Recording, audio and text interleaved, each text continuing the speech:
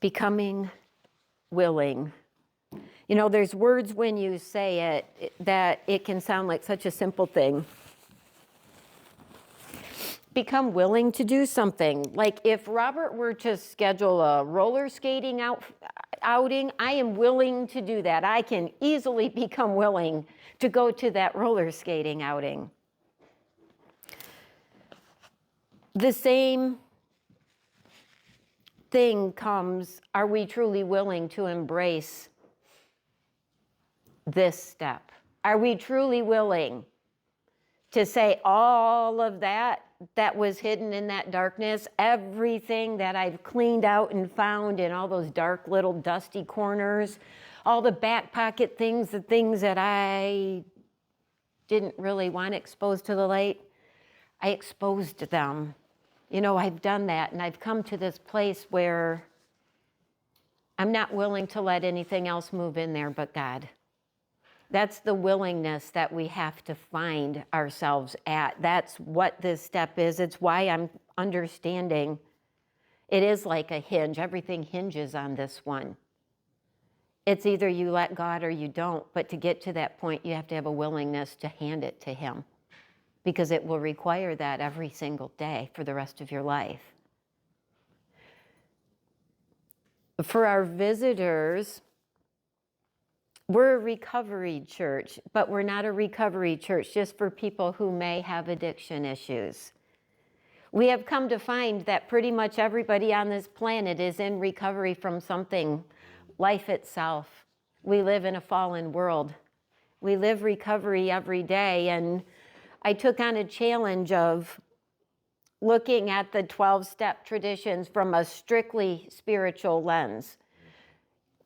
Not gearing it towards just an addict or the drunk or however you might want to put it, but what does this mean through the lens of this book here? If I apply everything strictly, what can we find out about the lessons to be learned in this? And it's been nothing short of profound. And we're on number 6 today, that hinge. We're willing. We are fully willing to hand it all over to God. I am going to, oh, there's my glasses. Otherwise, someone else is going to read. I'm going to read out of Isaiah 55 today, and I'm going to start at verse 6. I'm reading out of the Message Bible, so if you follow in a different one, it will sound differently, but I promise you, it's coming out of Isaiah 55. Seek God while He's here to be found. Pray to Him while He's close at hand. Let the wicked abandon their way of life and the evil their way of thinking. Let them come back to God who is merciful. Come back to our God who is lavish with forgiveness. I don't think the way you think.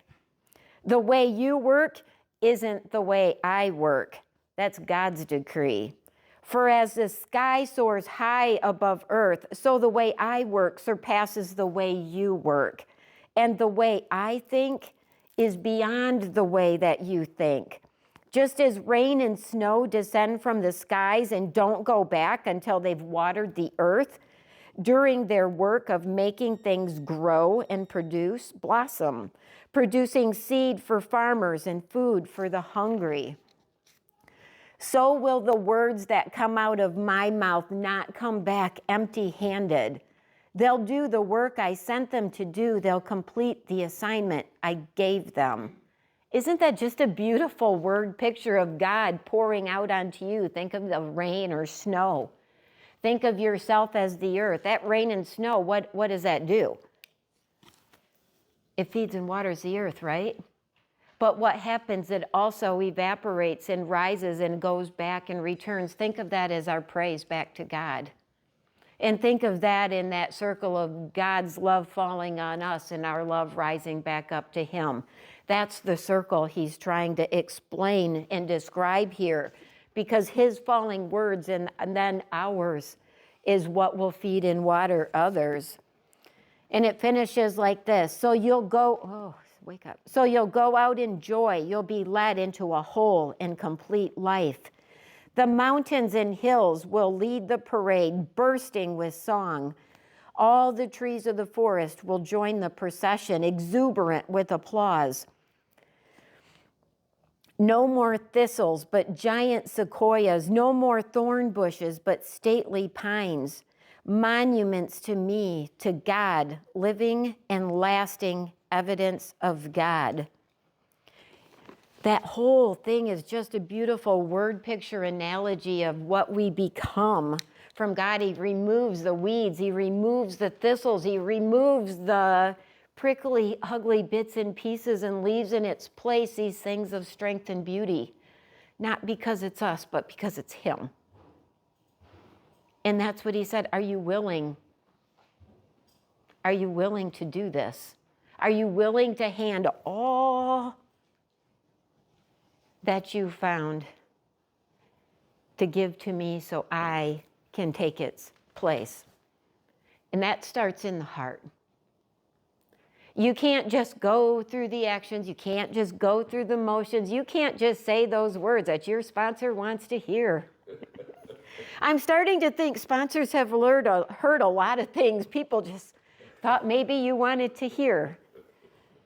Because that's a lot easier than the reality of what it is you're truly choosing.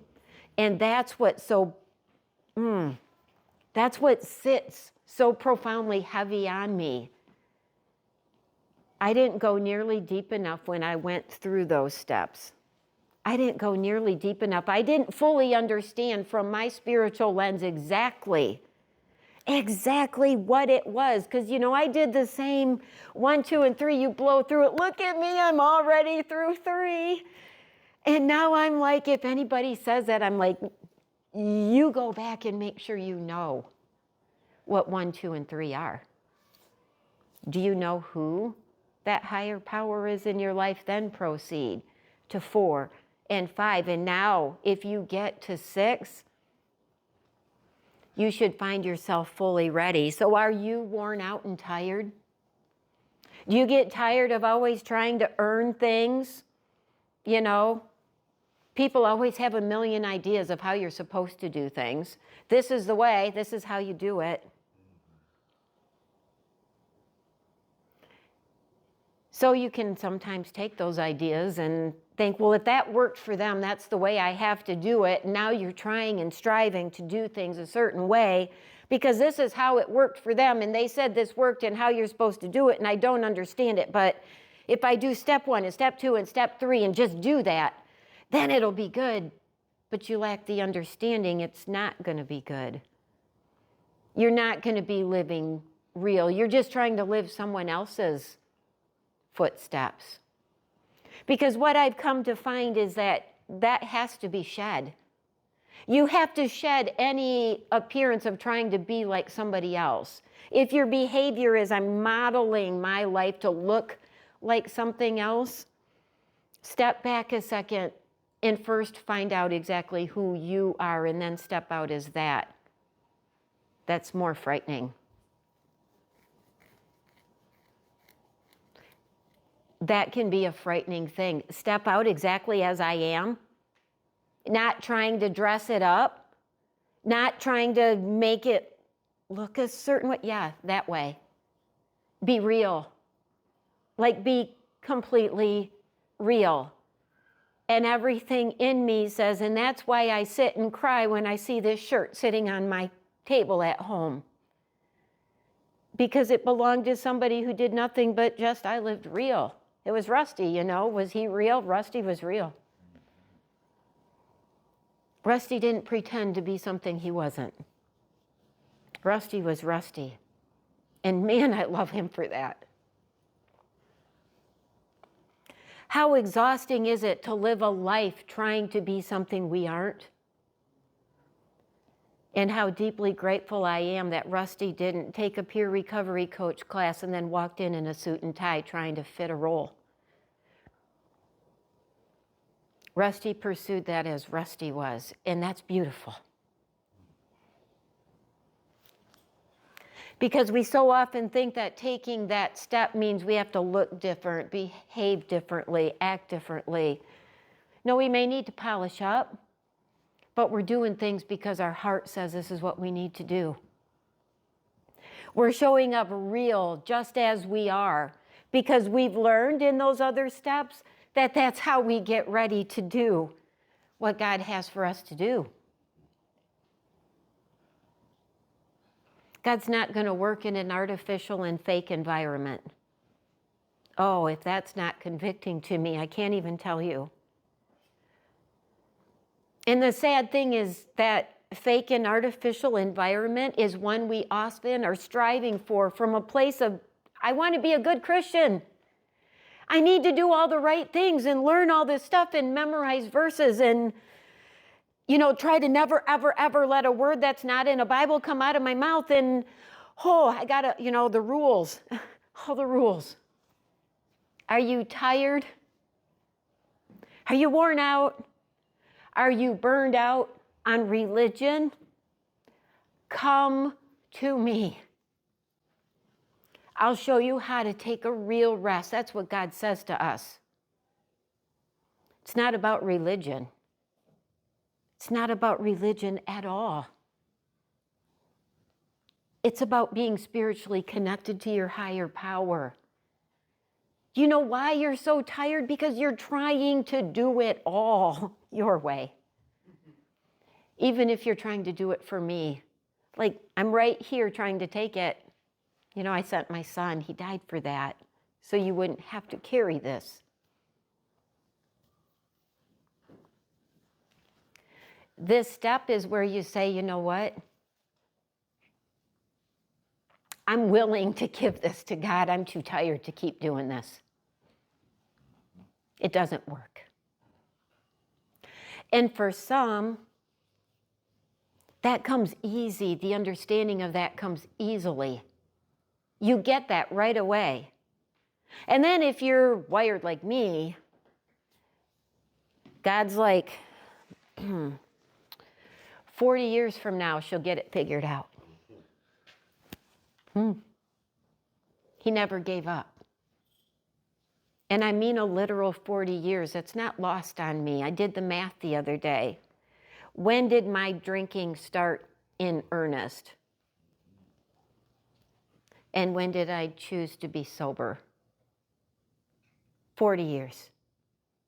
The Bible is filled with stories of what God had done in 40 years and the reason why it took 40 years. There's things I had to learn, right?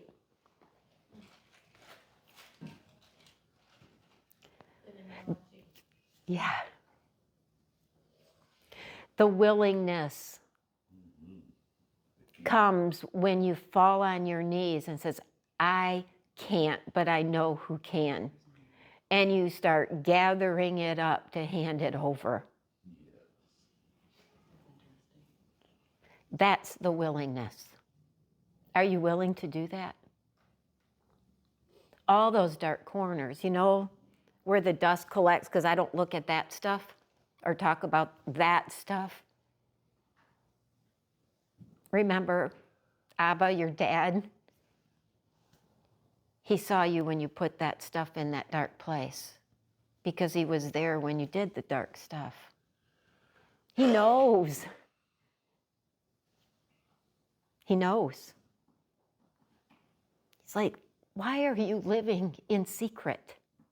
Why? It's heavy and it's hard. I have to watch you.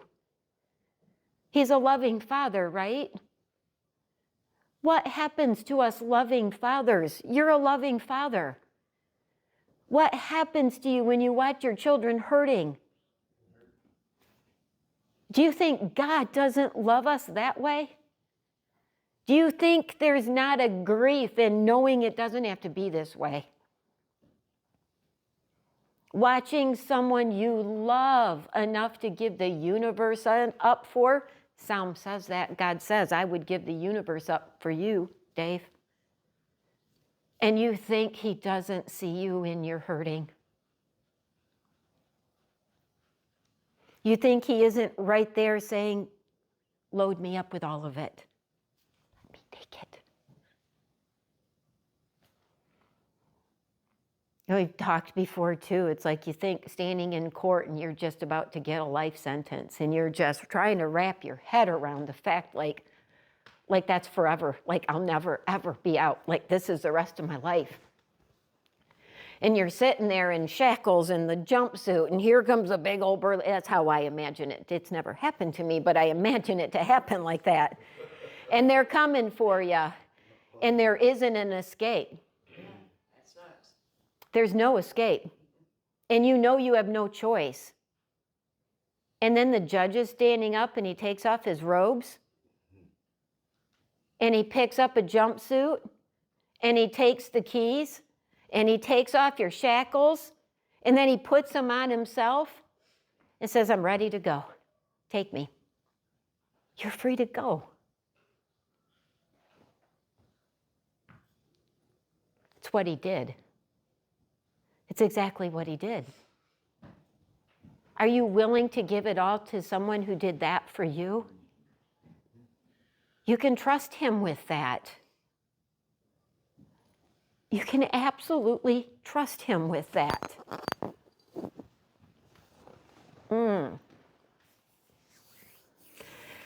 God-defying pride. Replace them. God-defying pride got me into this. Now I'm wearied out and stripped naked. That's where willingness brings you. You know, I've got a million ways to handle life and all the problems that come up, or I'll figure it out on the fly as it comes up. You know, all the tools I brought with me through life. And not once does my human mind ever remind myself, but this is a toolbox you've been carrying around all 40 years. Now you might have some tent stakes and something to drive them in because you've been in the wilderness for 40 years living out there. But kid, you got to give up the toolbox you've been lugging around. Those aren't the tools you're going to need for this next phase. And those are the things we balk at giving up. What do you mean? I have every right to get mad at people who disrespect me. I've got a tool right here that's huge that says I can. They disrespected me. I can disrespect them back. God's like, if you're willing, I'm taking that away from you. Gotta be willing. Are you willing to give that up? The right, and I'm going to air quote that, the right to that. I can act however I want to, because I prayed this morning. Are you willing to give that? I'm squirming too. I'm like, are we willing to give that up?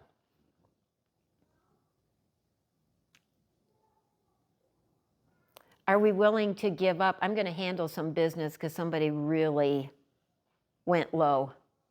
I got to handle some business. Are we willing to give that up? Are we willing to give up what we turn to get through life, you know, for us with addictions? For me, the first thing I had to say, yes, I'm giving up, was that alcohol that was the biggest thing in my toolbox for 40 years. Am I really willing? That doesn't mean I get to, you know, like, oh, good, we'll have communion every week and do wine. No. Give it up completely. Am I willing to fully hand that over? It sounds simple to do now from where I'm at. I've got completely different tools at my disposal. Easy peasy, done, gone. 2 years ago, easy peasy is not the words I would have used. But I was willing. I was completely willing because I was at the end of myself and I had nothing left to give up. I had nothing left to be taken except my husband. And I can remember days where I begged God, don't ask that of me.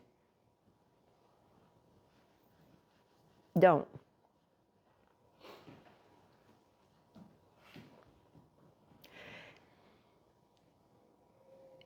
And God said, okay, but he asked 2 more of my kids of me.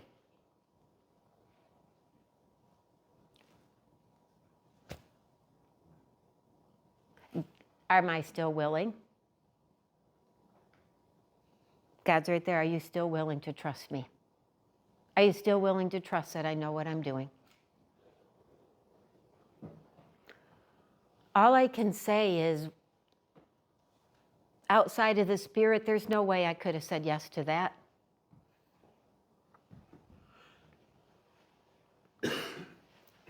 Got 2 kids left that speak to me, 4 who don't. Like, please don't remove. God, please. But am I willing, if he asks me to say yes to that? If you wonder if I'm human, do you think I don't war with that kind of willingness?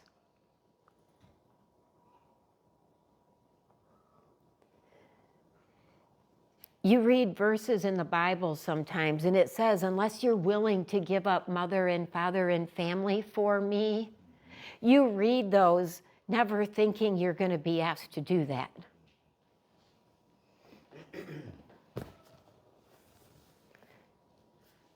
Are you willing, Heidi? Are you willing to do it my way? Using all my old tools, I'd say absolutely not. Because look what doing it your way is getting me. Now 2 more of my kids aren't talking to me, and this isn't fair. Doesn't sound like I'm really willing, does it, if I say that? Because I said that for a long time.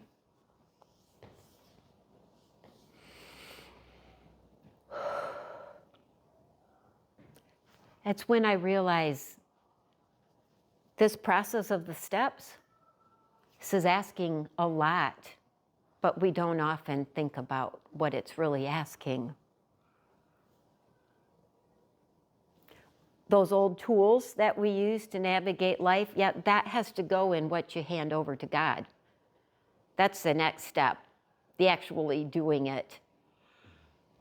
Because you can sit here, I'm willing, as you're playing tug of war, and we're going to talk about that. Willing is, I'm going to do it. I'm going to do it. I'm gathering it up now, and I'm going to start the walk to set it down. That's where we're at, willing. Willing, all of it. You don't get to keep some of it back for yourself. You don't get to keep things, the back pocket things that you can pull out. Because when anger and bitterness takes root, God's going to move back out until you become willing to give it back. That's that duplex. We aren't that. God doesn't share. He will not share. He's an all or nothing God. And the more I look at it, it seems really unfair on his side, because look what he gets. Us. Yeah. And we're the prize. We're the treasure. The crowning jewel. Think of the most spectacularly beautiful thing you've ever seen on this planet. And for me, it's when I was in Montana and Idaho in the mountain ranges out there. And I'm hiking out through there, and I'm like wondering, has anybody ever stepped here? Like awed to tears over the incredible beauty of it all. And that doesn't even come close to what God is feeling when he looks at you.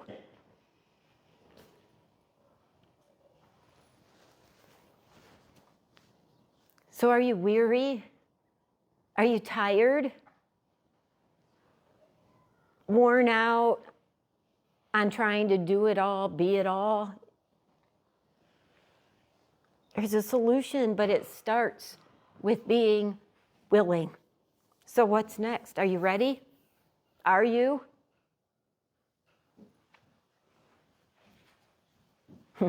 You aren't cured yet, but you're ready. It's that waiting room. It's like Marvel Ann's in the waiting room. She's going to come out with a beautiful new grill. That's where we're at right now. You're sitting with that. You're gathering and you're waiting and preparing. Because this step of handing it over, it's really big and it's really important. And it's important that you understand that at this time. That's how pivotal this step is, and that is not lost on me. There is nothing you have within yourself to make the changes your life needs. Your higher power is there for that. Are you willing to let him do the changes that are needed to change everything?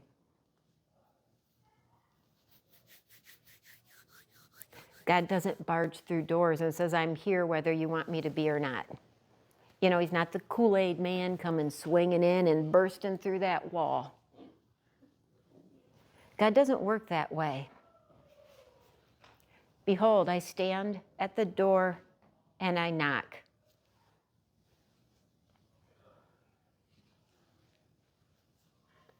This is 6. Are you going to open that door or are you not going to open that door? That's the decision. Because opening that door is saying something.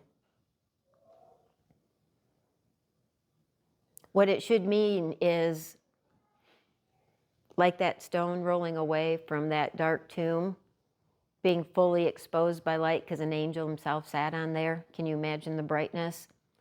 Not a single bit of darkness to be found. That's what we have to bring to God, all of it. Asking God also, search every square bit of me for anything that still remains and remove it. Make me aware and remove it. The only way to open that door, though, is from the inside where you are. Because God doesn't just operate like we're robots that he's going to make us think a certain way. It's like, I am right here, and I've given you the way. Are you ready to step away from your way and trade it for mine?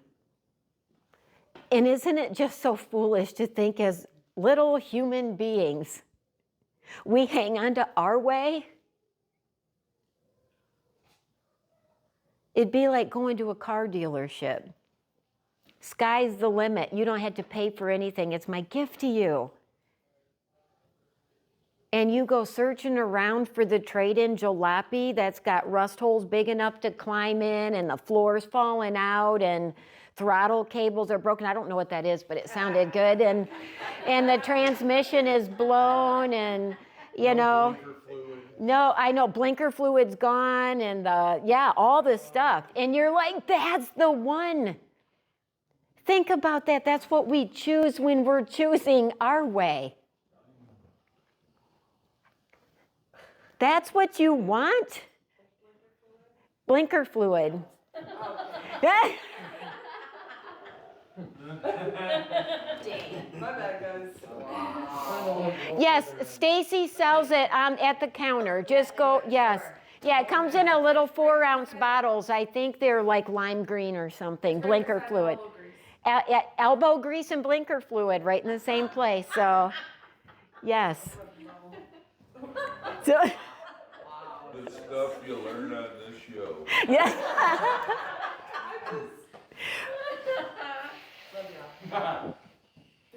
But why do we pick the non-running junker?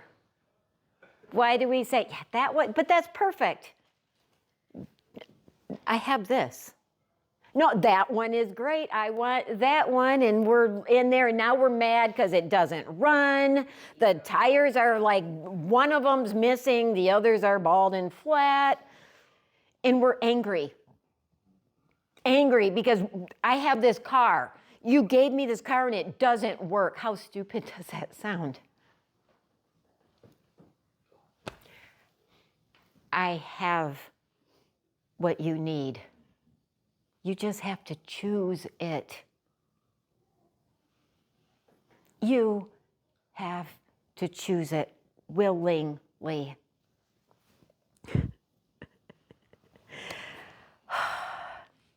I keep wondering, God, are you going to convict me like this every single day of my life? But I'm just truly grateful that he does. I'm really grateful that he does, even on the days it's frustrating. Like, oh, God, I really wanted to be mad and say words not in the Bible, but I'm not going to. I am not unique at all, not in any way, shape, or form. You know, that old way is just survival. We're trying to navigate a life that's fallen with tools that don't work for the life God has to offer. You can cling to your pride and feel safe. Again, I'm putting air quotes around that because you might feel that way until you walk over and say, I'm willing to stand openly and trust God. You want to talk about feeling safe.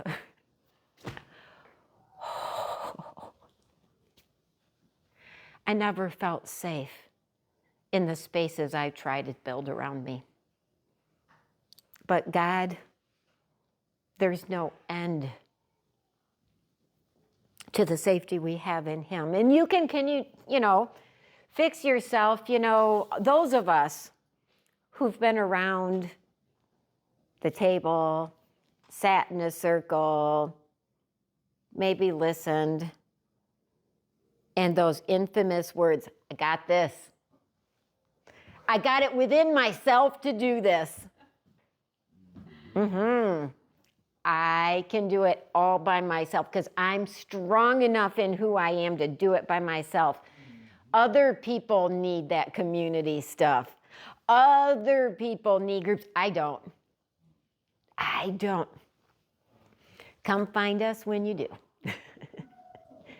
Because it's coming. Your life will continually bring you to that point, and that pedestal will fall. I promise you, you will be humbled. If I have learned something in 40 years, I have learned God, by all means necessary, will humble you.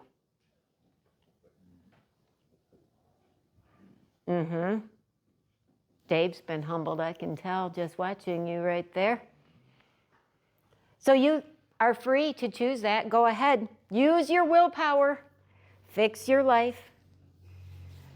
Or you could choose that willingness to surrender to your higher power, who for us is God.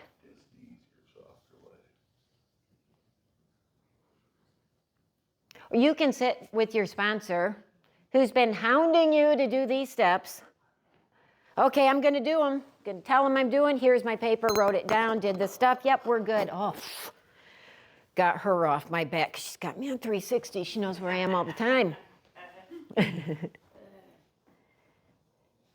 What a disservice to ourselves if it's just words that we don't follow through on.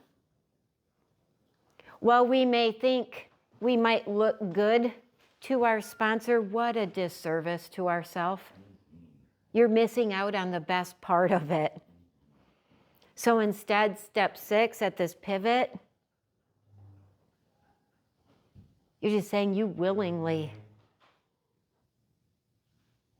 are ready to change.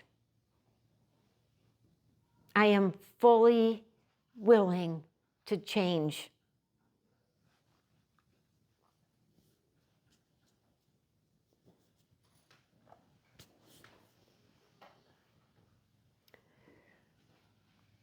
It's like that rolling away of the stone. It's the dying to self. And it's not like to all those amazing and wonderful good characteristics and traits that you are.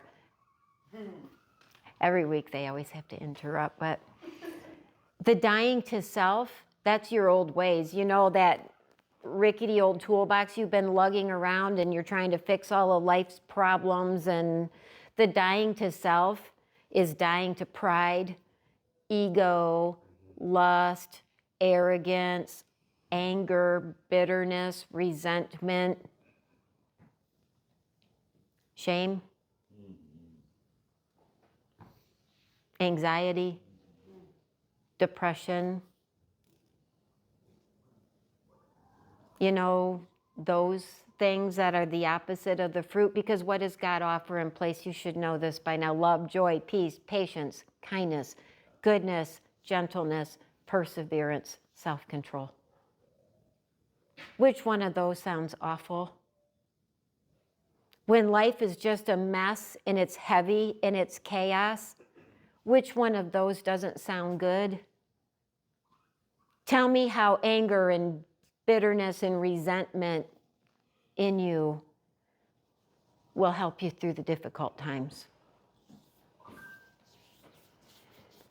You know, the stone rolling away, it just kind of represents what we're doing.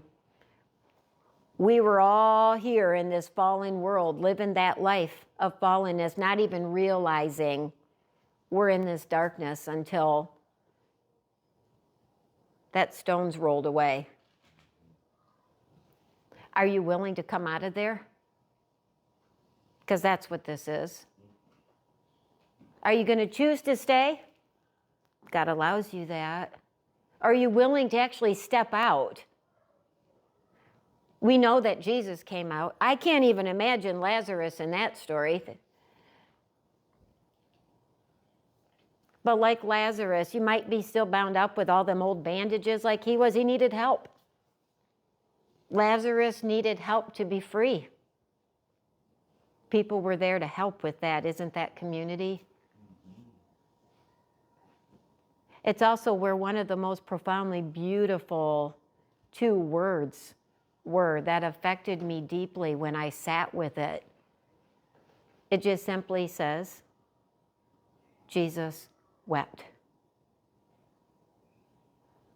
And when you sit with that and it's like the divine wept, yeah, Lazarus was his friend. He was watching people he loved grieve.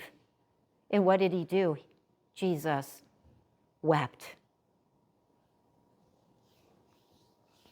Because he understands that this fallen world is the reason why we go through these awfulnesses in life. Because there's profound grief in having to watch the most precious and dear people have to suffer. He wept. Are you willing to hand it to him?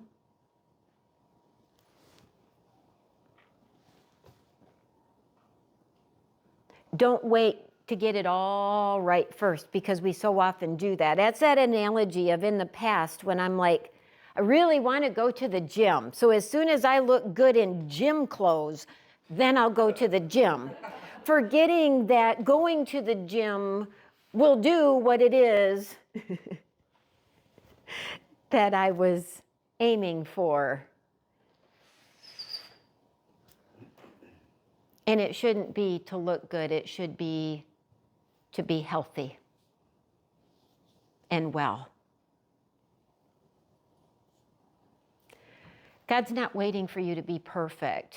He's not waiting for you to figure it all out and have all the right answers. And if you're somebody dealing with an addiction, this step right here, he isn't even saying, once you said I'm willing and you do the next step, you can never ever make another mistake again because I'm ready to clobber you with my giant God-sized shoe. That he was presented that way growing up. I was terrified of God, like scared to death. He's not, because he loves you.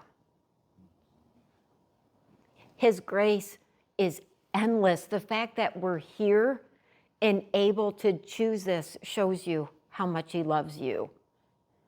Because humans, if we traded places with God, we would have wiped us all out in the beginning. It's impossible for us to love the way he does. So why are we so resistant to handing it over completely?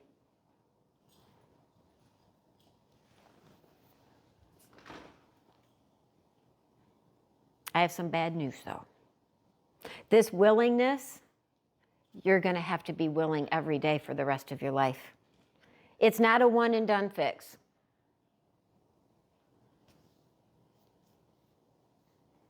Again, back to those who sit in groups, you can't just do it once and call it done. Doesn't work that way, because that old stuff, that old toolbox likes to chase you down. And when it catches you without your new one, It's right there in your hand saying, we got you. You know what to do with this. And the problem is it feels comfortable because we're used to that. Wake up every day being willing. God, I am handing it all to you. I'm willing. God's like, I'll see you at noon. Set all that pride and ego that climbed in through the morning. Give it back and be willing again. This is what it's going to take. Are you willing to do that?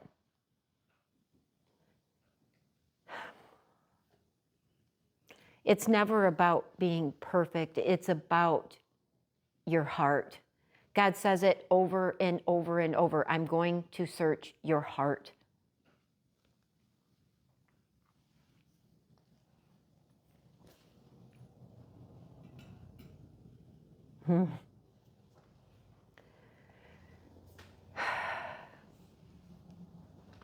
He won't make you do this. God's not that really super scary sponsor that you don't want to dare say, yeah, I'm not ready to do this right now. And then I know, that's Dave. We have Dave for that. Dave will take care of it. Trust me. For those, can I have a witness? Oh, God doesn't do that. God is not a God who wants to be worshiped because he demanded we do it and made us do it. God seeks and desires your heart and your devotion in all its flawed failure. That's why I love the disciples he picked, because I would have fit right in. That's why I loved knowing that Jesus was often found with certain kinds of people, because I would have fit in and he would have come looking for me. Not to clobber me with the Bible, but to sit with me in love.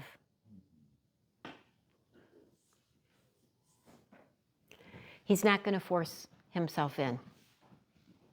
He's just not. Okay, you're not ready. That is your choice, but I'm right here. Are you willing, though, to roll the stone? Are you willing to open the door? Are you truly willing to be waiting right there with it? That when you open the door, it's all there ready to hand over, because that's next week that we're going to talk about that. If you haven't truly been that willing, just sit with that this week. Sit with it and search yourself. Am I that willing? Because I promise you, if you are that willing, next week will change your life forever. Forever. Because after the willing becomes the action. And that's what this week is preparation for. We're going to celebrate communion next week because, boy, that just sounds right for that.